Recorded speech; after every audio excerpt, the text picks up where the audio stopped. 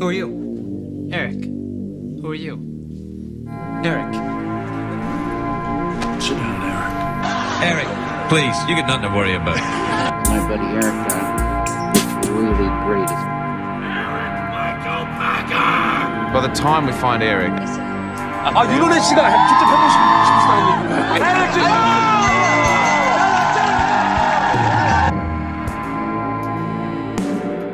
Welcome to the new episode of the film itself. Today we have a special guest, BH the Uncivilised, and we talk about Interstellar. So stay tuned, and spoilers are coming your way.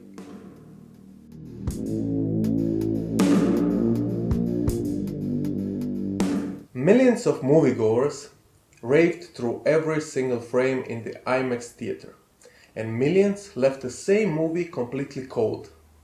It's baffling how Christopher Nolan fans turned skeptics after they witnessed an upgrade in blockbusters where he makes them smart.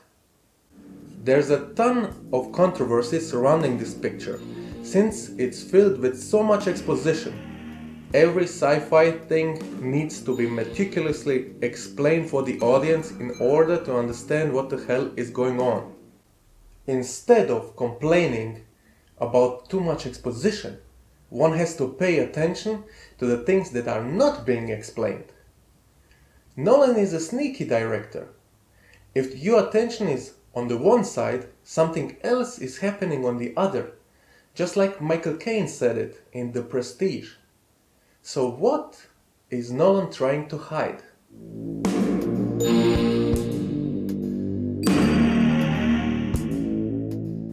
Every character in Nolan's films is somehow a damaged personality. Leonard in Memento has a short-term memory after an accident where he lost his wife. Will Dormer in Insomnia can sleep after he accidentally shot his partner. Also, Bruce Wayne in Batman Begins is scarred for life after he loses his parents. And Cobb from Inception is emotionally unreliable after he loses his wife. It is safe to say that every character lost a part of themselves after losing their loved one. Cooper lost his wife because doctors failed to have the right equipment so they could find a cyst in her brain on time. Moviegoers can't recognize any signs that he is somehow traumatized by that event. But he is. He was a pilot for NASA who had a wife and 2 children. Somewhere along the way the dust kicked in. People abandon cities so they can move to a farm and breed corn to survive. The Cooper family did the same thing. They moved in with his father Donald. Then 2 bad things happened in a relatively small time frame. His wife suddenly died and he had a crash which cost him his dream job. Now he is at home with his father and children, growing corn and feeling miserable 24 hours a day. There are many signs that Cooper is stuck with his problems. 1. The nightmare. He had a nightmare about the most depressing thing in his life.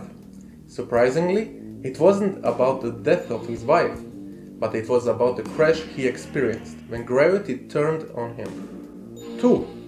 The new wife. Donald tells Cooper to be nice to Murph's teacher because she is still single. Cooper tells his father to mind his own business. 2 things are apparent from this dialogue. Firstly, it has been a long time since Cooper's wife died and he should move on. And secondly, Cooper still loves his wife. He isn't thinking about dating or moving on. If you take a closer look at his fingers, you can still see that he wears a wedding ring. 3. Everyday life. Cooper lost his wife some time ago, so he is the parent who looks after the kids. It seems like he can't get the hang of it, because Donald tells him to go to a school for a parent-teacher meeting. His reaction to it was as if he experienced a shock. That is not a problem, but when they arrived at the school, Cooper's first question is, So how's this work? You guys come with? I've got class. This one. He doesn't know because he's not that involved with his children. He loves his children with all his heart, but he doesn't really know them. During the meeting, he was stubborn enough to get Murph suspended, and that is not a very smart move for a parent which seems to be all about knowledge. 4. His dream job. Cooper's talk to Donald on the porch gives insight to his dreams and hopes. Before that, the audience witnessed how Cooper, in order to get an Indian Air Force drone, destroyed acres and acres of corn that somebody had a tough time planting in order to survive. He is reckless, and when something connected to science appears, he gets all mushy and behaves like a child which is about to open his Christmas presents. He hates farming but loves flying. He still thinks about his lost job, and he is disappointed that people don't realize how important science is for humanity's survival. Later on in the movie, we see that science indeed saves humanity. It seems like Nolan is criticizing how movies in the last decade concentrate more on portraying dystopian futures on Earth rather than exploring the possibilities in the galaxy.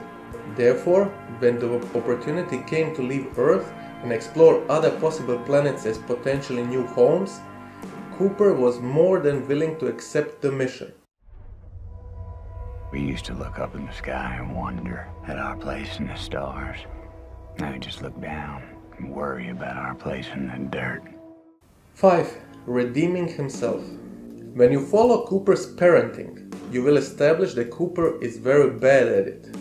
After visiting Miller's planet, he plays the recordings of his son during his absence. He starts to cry because he realized that this time is gone. He can never have it back. He was a bad father then, now he is an even worse one. The only thing left for him is to finish the mission he started, so he can at least save his children. However, when he realized there is no way to get back home, the only thing left is to help Dr. Amelia Brand, so she can start the colony by sacrificing himself. He drops himself into the black hole, and there he doesn't die, but redeems himself by sending the equations to Murph through the bookshelf inside the Tesseract. Dr. Brand told Cooper there are two plans to save humanity. Plan A is to get the space station off the ground. Plan B is to go on the new Earth-like planet and raise new humans from the test tubes. Later on in the movie, we find out that Dr. Brand was lying all along. He solved the equation long time ago, but he didn't want to save the humans on Earth. The audience should guessed it by now that he didn't want any plan to succeed, because he is using randomly picked scientists and not professional astronauts to execute the most important mission to save humanity. When he praised Dr. Mann as the bravest and most remarkable astronaut, he was lying. The audience sees afterwards that Dr. Mann is a nutcase, which leads to the fact that they both wanted the same thing. Dr. Brand only praised Dr. Mann because he didn't like Dr. Edmond or his daughter to be in love with him, and since Dr. Mann is his evil protege, he has only the best things to say about him. The same goes for Cooper. You're the best pilot we ever had. I barely left the stratosphere. This team never left the simulator. We need a pilot, and this is the mission that you were trained for. He praised him because he saw the opportunity that a more capable person can raise a colony with his daughter on a strange planet. Oh, without even knowing it? An hour ago, you didn't even know I was alive. I mean, you were going anyway. We had no choice. Cooper, knowing that he isn't the best pilot, was onto him by saying that an hour ago he didn't even know that Cooper existed. But Dr. Brand convinced him by saying he should go out there and save his kids. Exactly this quote drove Cooper to lie to Murph about the meaning of her name, that Murphy's law is whatever can happen, it will happen, instead of the truth. He also lies about returning back because he can't possibly know if he'll survive this journey. He just wants to comfort her. He also wanted to comfort Dr. Romilly by saying the best yachtsmen can't usually swim. Comforting or fixing others is Cooper's last name, for Christ's sakes. Cooper means a person who makes or repairs casks, barrels or tubes. The black hole is the metaphor for barrels and tubes, and he fixed it by telling Murphy the equation she needed to get the space station off the ground. While trapped inside the Tesseract, Cooper somehow realizes that they are in fact us. But that isn't true either. He told Murph, If you want to talk science, don't just tell me that you're afraid of some ghost. No, you gotta go further. You gotta record the facts, analyze, get to the how and the why, then present your conclusions. Deal? Deal. He concluded by talking to TARS, not based on anything substantial, so it shouldn't be taken seriously. The opening shot is showing a bookshelf with two space toys. The books placed there are specifically chosen because they have a connection with the movie. They show some aspects of the story. Examples are Isabel Wolf, Out of the Blue. The title refers to the unexpected mission Cooper has to attend to. It is a book about marriage, fidelity, and relationships, the main theme of the movie. Jeanette Walls, Glass Castle. The book tells the story about struggle of childhood, clearly referencing to Merv's struggles after her father left her. Greg Mortenson, David Oliver Rellan, 3 Cups of Tea. This is a non-fiction book about Mortenson's transition from a nurse to a humanitarian, just like Cooper switched from being a farmer to someone who has to save humanity. The last shot in the movie shows Dr. Amelia Brand on Edmund's planet going to the camp she established. In the beginning, with all that books and toys, space travel seems only to be the imagination of book writers or a fantasy in the mind of children. But by the end of the movie, this fantasy became reality. The movie tries to get the message across that there are no limits to what the humans are capable to accomplish. It's important to have a dream. And now we will hear what BH the Uncivilised has to say about Interstellar. Good morning everybody, I am BH the Uncivilised, and just like Eric, I also like to talk about movies as well. Now when it comes to Interstellar, I felt that it was a good film, but not a great film. There was things that it did really well, like the back and forth narrative, emphasizing the time slippage. Also the tick-tocking of the metronome when they were on Miller's planets, emphasizing how urgent their situation was. But the problem for me is that it raises the concept of current needs versus future developments, but doesn't really delve into what actually happened in the 23 years between Cooper leaving and Murph solving the issue with gravity. But visually it's stunning, and the soundtrack really draws the audience into the story and the worlds that they're trying to create. Thank you BH for your input.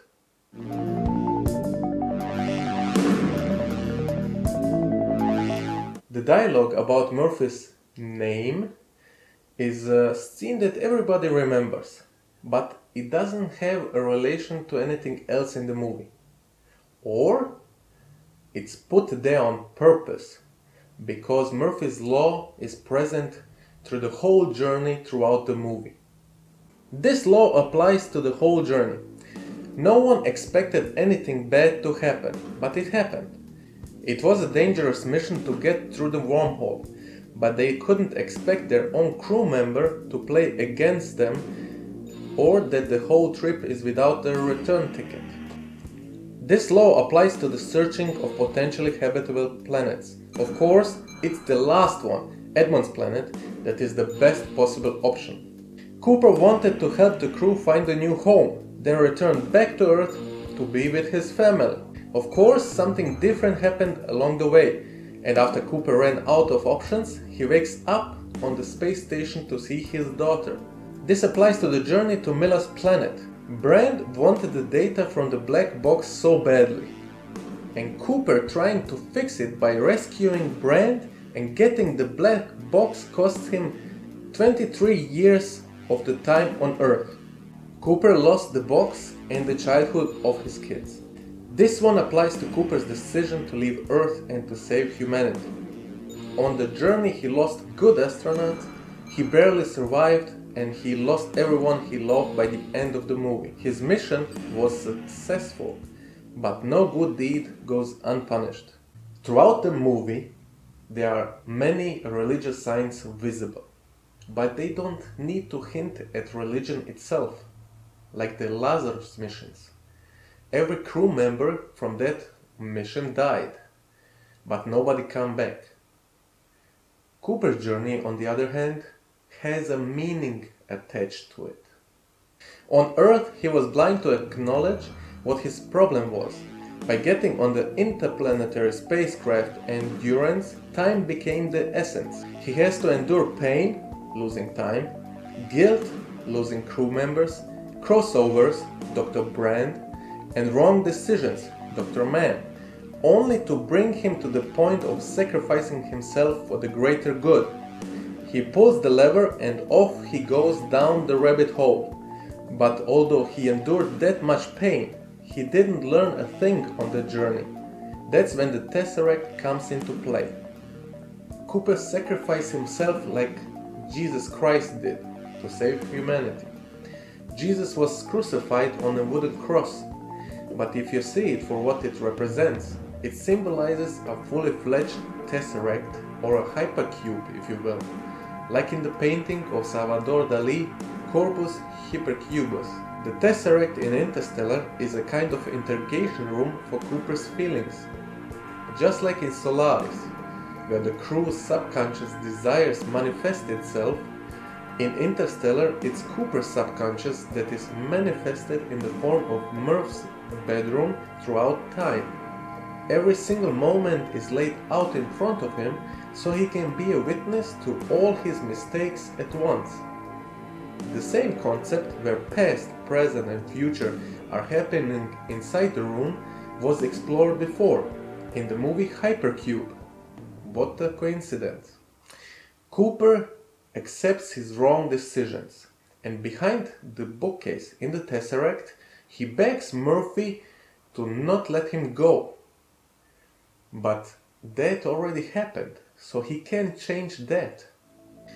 But what he can change is to communicate the equation to the now 37-year-old Murph, so she can use it to get the space station going, and by transmitting this message he ultimately saves the humanity and redeems himself. The biggest problem the audience had is when Dr. Amelia Brand said that love is the answer. When I say that love isn't something we invented, it's observable, powerful. It has to mean something. Love has meaning, yes. Social utility, social bonding, child rearing. We love people who have died. Where's the social utility in that? Why is this so hard to grasp? Cooper went into other galaxies and other planets equipped with the love he has for his daughter. And when he ends up inside the Tesseract, which is another dimension of existence, his love grew even stronger. His love transcended from the past through the present into the future. In addition, Dr. Amelia Brand went into space only for the chance to reunite with her lover, Dr. Edmund.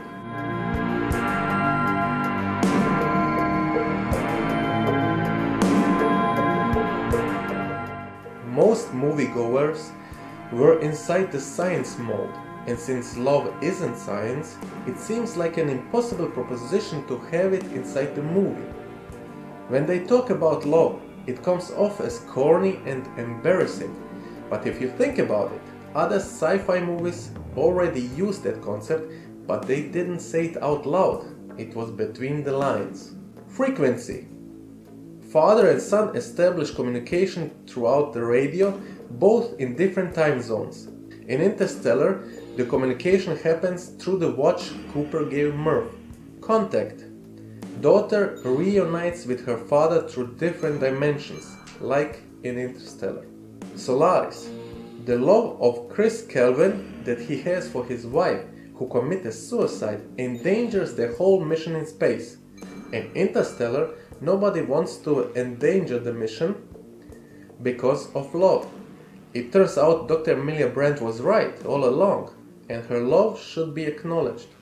Inception, the love that Cobb has for his kids drive him to unexpected feats, and with his guilt about his wife's suicide, he is doing whatever he can to return to his children. The same goes for Interstellar. Cooper is fearless regarding his life, but he desperately wants to return to his kids. Too many moviegoers were unsatisfied with the successful conclusion of the movie. They felt it was forced, different in tone and mood, and the whole meeting with Murph was awkward. But bear in mind, this is a children's movie also, because it has no blood in it, and no sexual scenes, and profanity is cut out. Nothing positive happens during the movie, and the audience goes through many beliefs that are exposed as lies.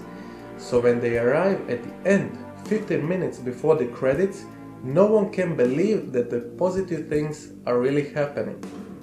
When Cooper meets Murph after her whole life has passed, they spend less than 3 minutes together and Cooper is left alone, which is not entirely true, because Murph is still talking when Cooper is leaving, and that means they spend more time together than the audience is willing to believe.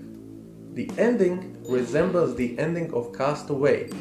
In that movie, Chuck Noland undergoes a painful meeting with his former fiancée, after he barely survived 4 years alone on a deserted island with only his thoughts of returning back into the arms of his loved one. When he finally arrived, he learns the fact that she married someone else and has children with the man.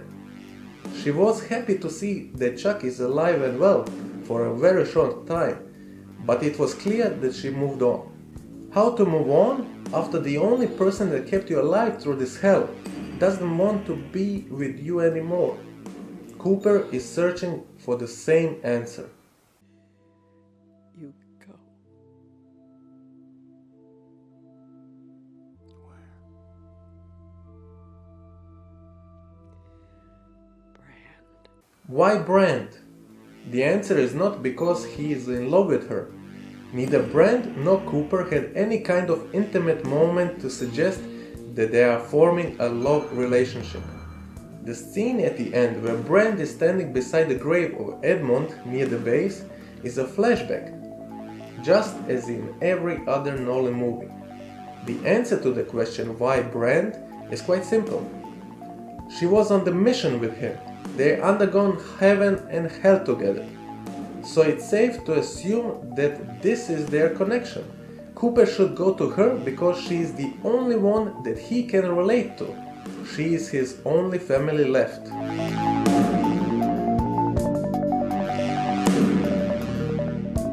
The story is simple. The movie is based on real science and it has layers attached to it. There are still many things to figure out, but it's sure that every single element is inside of Interstellar for a purpose, so that the audience has a unique experience that will be remembered for ages.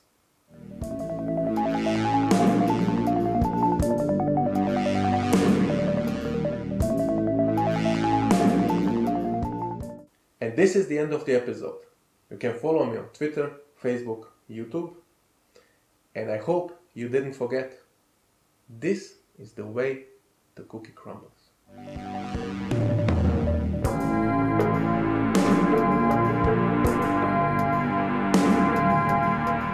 Millions of people adored and millions of people hated. So stay tuned. Instead of complaining, represented throughout the movie. Represented? Because it's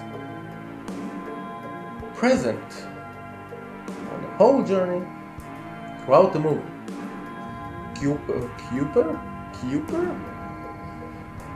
Cooper in the galaxy.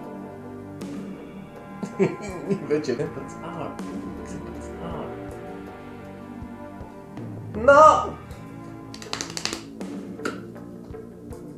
And now let's move on to the other side, to the other things. Move on. Move on. And the whole meeting. Yeah.